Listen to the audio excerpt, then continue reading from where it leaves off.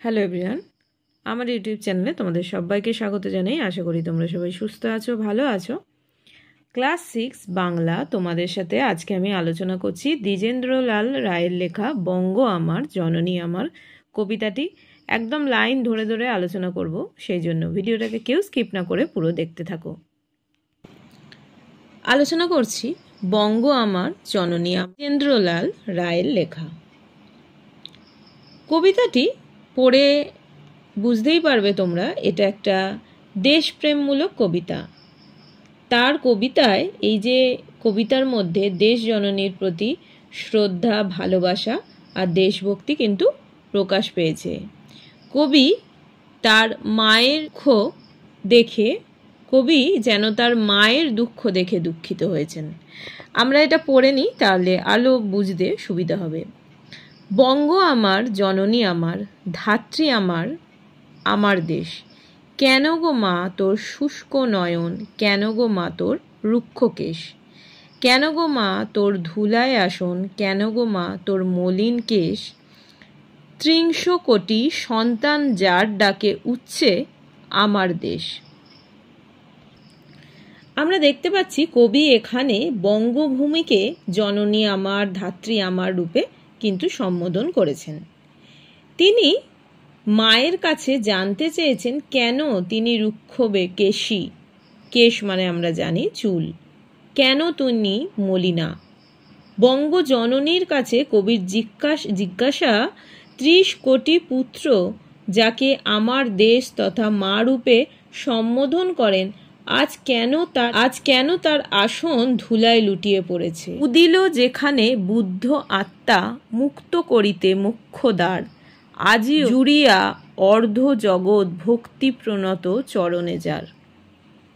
অশোক যাহার কীর্তি ছাইল গান্ধার হতে জলদিশেষ, তুই কি না মাগো তাদের জননী, তুই কি না মাগো তাদের দেশ। কি বলতে চেয়েছে? এই দেশ হলো ভগবান বুদ্ধের দেশ। তার বাণী ধর্ম আজও সারা পৃথিবীতে প্রচারিত ও প্রতিষ্ঠিত। সম্রাট অশোক যে দেশের রাজা, যার ধর্মপ্রচার আর সমুদ্র হিমাচল ব্যাপী ছড়িয়ে পড়েছিল সারা পৃথিবীতে, তিনি বৌদ্ধ ধর্ম প্রচার করেছিলেন, সেই অশোকের দেশেই মাতা এখন ভূলুণ্ঠিতা। আমরা জানি যে অশোক মগধের রাজা ছিলেন, সেখান থেকে তিনি কলিঙ্গ জয় করেন। তারপর তিনি রাজ্য জয় ছেড়ে ধর্মে মনোনিবেশ করেন। তিনি সুধর সিংহলে বৌদ্ধ ধর্ম প্রচার করতে তার পুত্র মহেন্দ্র ও কন্যা সংঘমিত্রাকে পাঠান। সুদূর গান্ধার থেকে কন্যাকুমারিকা পর্যন্ত, এমনকি ভারতের বাইরেও সম্রাট অশোক কিন্তু তার প্রভাব বিস্তার করেছিলেন। যাহার বিজয় সেনানী হেলায় লঙ্কা করিল জয়, একদা যাহার অর্ণব পোত ভ্রমিল ভারত সাগরময়, সন্তান যার তিব্বত চীন জাপানে গঠিল উপনিবেশ, তার কিনা এই ধুলায় আসন, তার কিনা এই ছিন্ন বেশ। বঙ্গদেশের বিজয় সেনানী লঙ্কা রাজ্য জয় করেছিল। বঙ্গের বাণিজ্য জাহাজ একদিন সমগ্র ভারত সাগর ঘুরে বেরিয়েছে। আজ সেই বঙ্গমায়ের গৌরব সূর্য অস্তমিত। বঙ্গদেশের বীর সন্তানের দল একদিন জাপান তিব্বতে নিজস্ব উপনিবেশ গড়ে তুলেছিল, অথচ আজ সেই বঙ্গজননীর ছিন্ন বেশ। উঠিল যেখানে মুরজ মন্ত্রে নিমাই কণ্ঠে মধুর তান। দেখো এখানে মুরজ মন্ত্রে হচ্ছে মন্ত্র ও বাদ্যের সঙ্গে। ন্যায়ের বিধান দিল রঘুমণি, চণ্ডীদাস যেতা গাহিল গান, যুদ্ধ করিল প্রতাপাদিত্য, তুই তো মা সেই ধন্য দেশ, ধন্য আমরা যদি এ শিরায় থাকে তাদের রক্তলেশ। এই দেশ নিমাই পণ্ডিত, রঘুমণি এবং চণ্ডীদাসের দেশ। নিমাই অর্থাৎ শ্রী চৈতন্যদেবের ধর্মবাণী, নৈয়ায়িক রঘুমণির পাণ্ডিত্য, চণ্ডীদাসের সঙ্গীতে সমস্ত ভারত একদিন উদ্বেলিত হয়ে উঠেছিল। আর আজ সেই গৌর যে মহিমা, সেইটা আর অবশিষ্ট নেই। এই দেশ রাজা প্রতাপাদিত্যের দেশ, যিনি নিজের চেষ্টায় এই দেশে বিদেশি শাসকদের বিরুদ্ধে লড়াই করেছিলেন। কবি তাই ধন্য, কারণ তার রক্তে আজও সেই রক্তধারা বহমান। যদিও মা তোর দিব্য আলোকে ঘিরে আছে আজ আঁধার ঘোর, কেটে যাবে মেঘ নবীন গরিমা ভাতিবে আবার ললাটে তোর। আমরা ঘুচাবো মা তোর দৈন্য, মানুষ আমরা নহি তো মেষ। দেবী আমার সাধনা আমার স্বর্গ আমার আমার দেশ। কিসের দুঃখ কিসের দৈন্য কিসের লজ্জা কিসের ক্লেশ, ত্রিংশ কোটি মিলিত কণ্ঠে ডাকে যখন আমার দেশ। দেখো আগে এই যে আগের লাইনটাতেই পড়ালাম, রক্ত লেশ মানে যে রক্তের চিহ্ন, আর তারপরে দেখো যে দিব্য আছে, দিব্য মানে হচ্ছে পবিত্র, গরিমা মানে তোমরা জানো গৌরব, ত্রিংশ কোটি 30 কোটিকে বোঝাচ্ছে, আর ভাতিবে, ভাতিবে মানে হচ্ছে উজ্জ্বল করে তুলবে, আর বিধান মানে হচ্ছে উপদেশ, দিব্য আলোক যেটা বলছে সেটা হচ্ছে স্বর্গীয় যে আলোক। দেখো এগুলো তো আমরা পড়লামই, এগুলো তিনি বললেও তিনি জানেন যে দেশমাতৃকা আজও আঁধারে ঘিরে রয়েছে, তবুও দেশমাতৃকার সন্তান রূপে এটাও জানেন যে এই যে ঘোর আঁধার সেটা কিন্তু কেটে গিয়ে এক সময় সূর্য উদিত হবেই।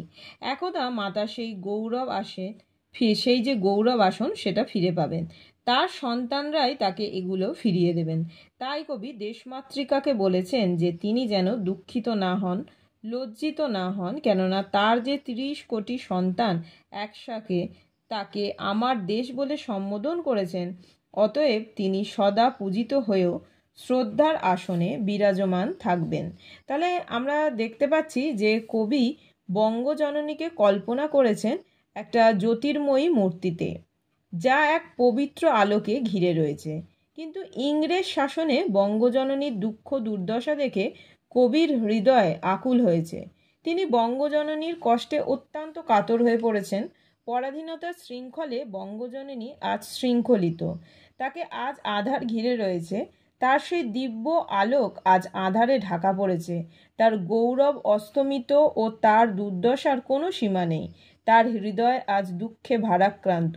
বঙ্গজননীর এই দুর্দশা কবির হৃদয়ে গভীর বেদনা সৃষ্টি করেছেন। কবির মনে হয়েছে বঙ্গজননীকে আধার ঘিরে রয়েছে। এইসব সত্ত্বেও কিন্তু আমরা দেখতে পাচ্ছি যে তিনিই কিন্তু বলেছেন যে একদিন কিন্তু সূর্যের উদয় হবে। আমরা বঙ্গজননীর বিদেশি যে পরাধীনতা শৃঙ্খল মোচন যেদিন করতে পারবো, সেদিন বঙ্গজননীর দৈন্য কিন্তু কেটে যাবে, তার দীনতা তার কষ্ট কি হবে দূর হবে, তার গৌরব প্রতিষ্ঠিত হবে এবং তিনি পুনরায় স্বগৌরবে স্বমহিমায় মহিমান্বিত হবে। কষ্টের কালিমা লজ্জার কালিমা ঘুচে গিয়ে দেশ আবার উজ্জ্বল হয়ে উঠবে, মায়ের কপালে দেখা দেবে নবীন গরিমা। তিনি কি আবার এটাও বলেছেন সেটা কারা করতে পারে, সেটা কিন্তু আমরাই করতে পারি, আমরাই বঙ্গজননীর গৌরব পুনঃপ্রতিষ্ঠা করতে পারি। আমরা বিদেশি শাসন শৃঙ্খল মোচন করে বঙ্গজননীকে তার যে প্রাপ্য মর্যাদা সেটা কিন্তু আমরা গৌরবের সাথে কিন্তু ফিরিয়ে দিতে পারি। যদি তার সকল দৈন্য ঘুচিয়ে তার লজ্জা মুছিয়ে নতুনভাবে দেশের যে গৌরব প্রতিষ্ঠা আমরা করতে পারি, তবেই কিন্তু এই বঙ্গজননীর দুঃখ দৈন্য দূর হবে, তিনি স্বমহিমায় পুনঃপ্রতিষ্ঠিত লাভ করবেন। এজন্য কিন্তু দরকার দেশের প্রত্যেকটা মানুষের স্বতঃস্ফূর্ত একটা যোগদান ও উদ্যোগ। তারাই কিন্তু পারেন দেশ জননীর লজ্জা দূর করে তাকে পুনঃপ্রতিষ্ঠিত করতে। তাই দেশমাতৃকার শৃঙ্খলা মোচনের জন্য কবি প্রত্যেক বঙ্গবাসীর কাছে আহ্বান জানিয়েছেন। তো আজকে বিষয়বস্তুটা এখানেই শেষ করলাম। নেক্সট দিন তোমাদের সাথে কোশ্চেন অ্যানসারগুলো নিয়ে আলোচনা করব।